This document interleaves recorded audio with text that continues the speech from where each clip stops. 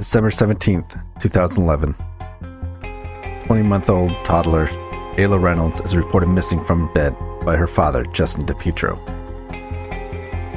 This December makes 10 years she has been hidden, not missing. Someone deliberately hid her body. The blood evidence in the home at 29 Violet Avenue in Waterville, Maine, unequivocally shows she did not survive what horrible things happened to her. Join us for a special multi-episode minicast, Searching for Ayla, presented by Located and Lost, a true crime podcast.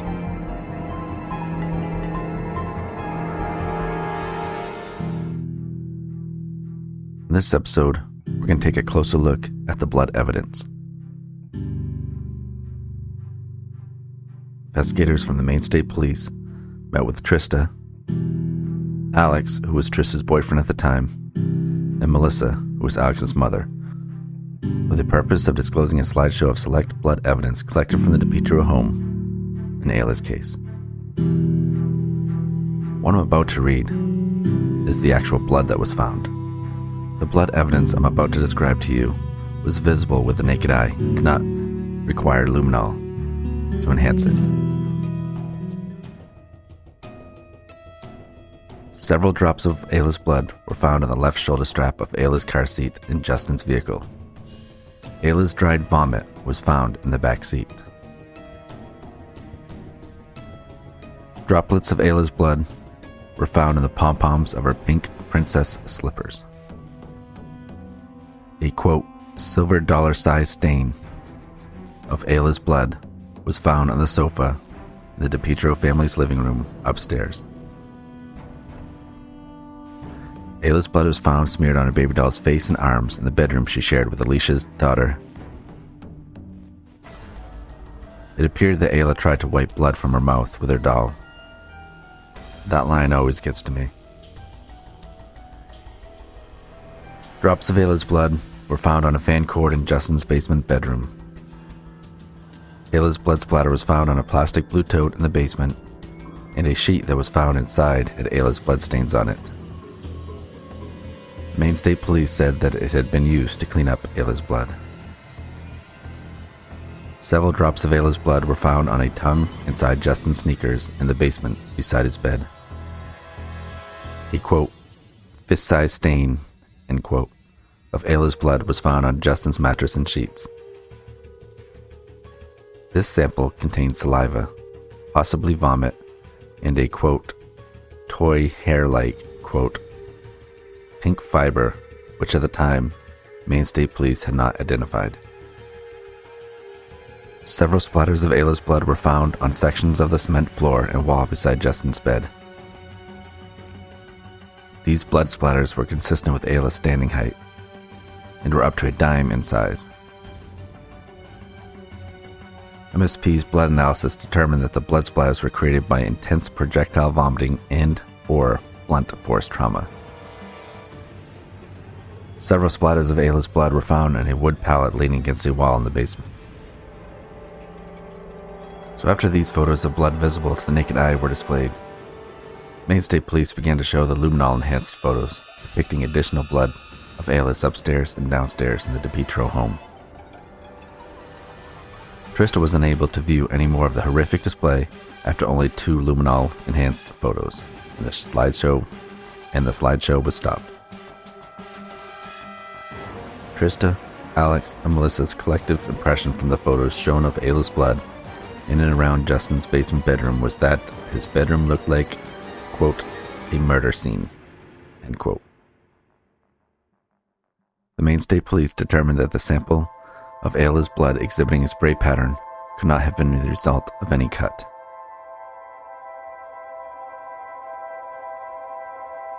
They said some samples of Ayla's blood contained saliva, indicating to the police that Ayla had been coughing up blood from internal injuries. Maine State Police concluded that Ayla's injuries were both, quote, internal and external, end quote. Maine State Police told Trista they had reviewed this evidence with the DePietro family in November 2012. Maine State Police stated that Justin had, quote, no reaction. In a subsequent conversation between Justin and Trista, Justin said this about the evidence, quote, "It's no big deal. I ask you, how can all this blood evidence be in that home? And for that coward to say, it is no big deal. That's his daughter's blood. Everywhere in that home."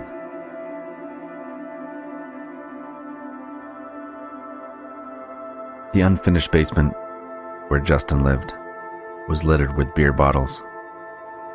One of the detectives commented during the slideshow the house was dirty and it was, quote, "one step away from being a hoarder's house," end quote.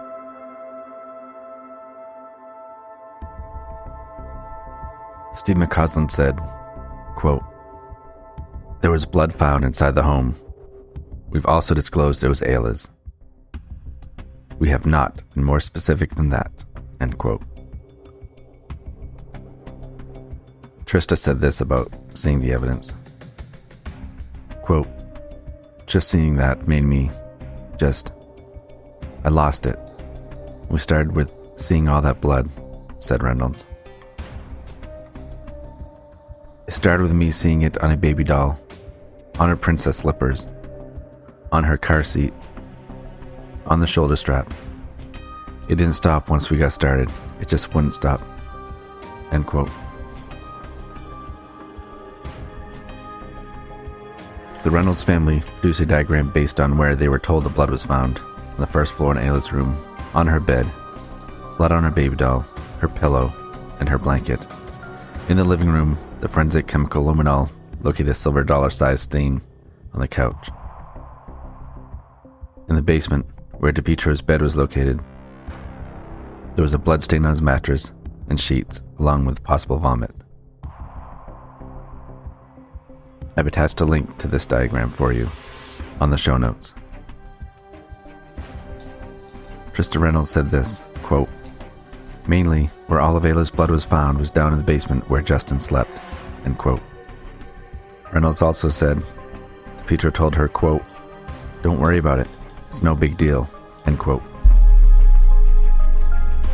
I wonder how many people think that tiny little Ayla could have survived all that blood loss. I hear people say that maybe she was trafficked, maybe she was sold. I don't believe that at all. I believe she was murdered in that home at 29 Violet Avenue.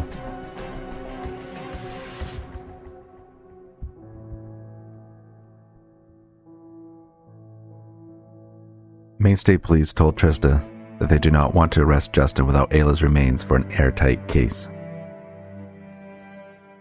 Now I know damn well there's been cases tried without a body here in Maine. The MSP has worked hard to find her body to confirm their findings with an autopsy. But the undeniable truth is that unless Justin, Alicia, and Courtney come forward, Ayla may never be found. So at some point, there's a flyer that is produced. I don't recall now who actually made it. I can tell you at the end, they give special thanks to Carol, Engel, Gilbert, and then also to Palazzo, who wrote a song about Ayla. In the winter of 2011, had me questioning whether life is even what I feel. Buried secrets and solved cases. That's when the toddler Ayla Reynolds went missing. Oh, who could be that ruthless? Left the whole entire state of Maine speechless. Tears are still pouring, them will forever remain. Cause Ayla's family will be forever in pain.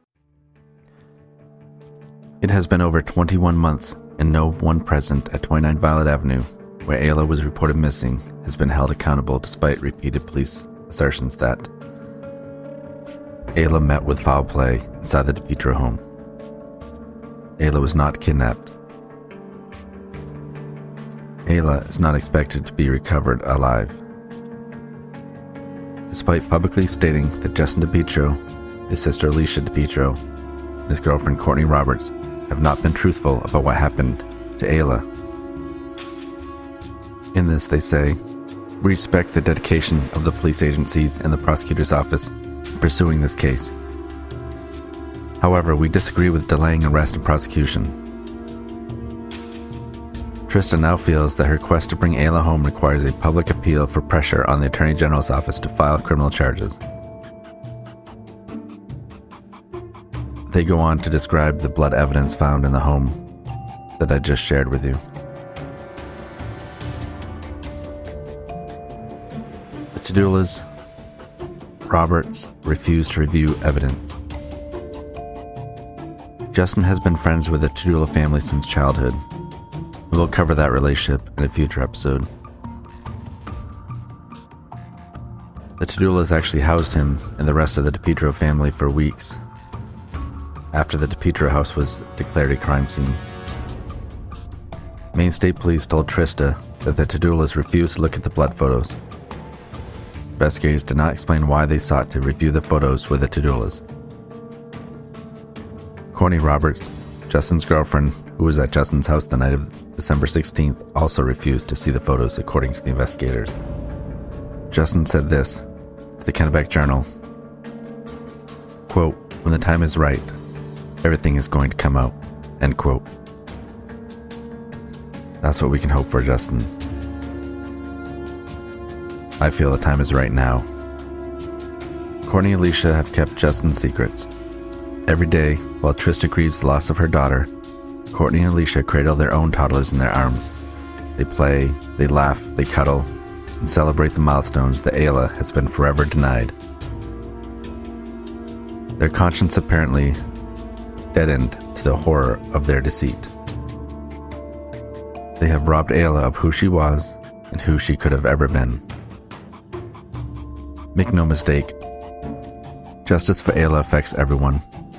The failure to act on this damning blood evidence offers a perverse incentive to the next volatile adult inclined to lash out at a helpless baby, and the next caretaker tempted to forego emergency care for a baby in distress to shield themselves from the consequences of their conduct.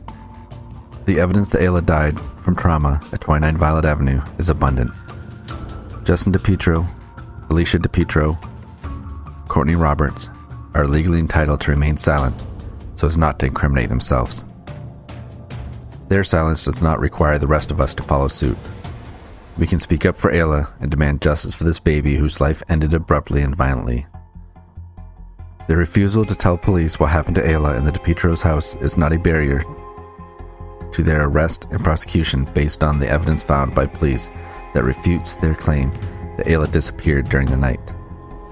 Knowing who is responsible for Ayla's death and watching him enjoy his freedom as the years pass, with no prosecution initiated, is unendurable.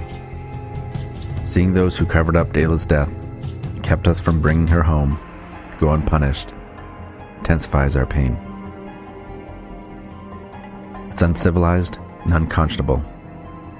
It is something no homicide survivor, least of all the grieving mother of a deceased baby whose blood is all over her father's house, should experience at the hands of authorities charged with prosecuting homicide. Again, I'm not sure who made this article. It's a 5-page pamphlet, which I'll be sharing in the show notes.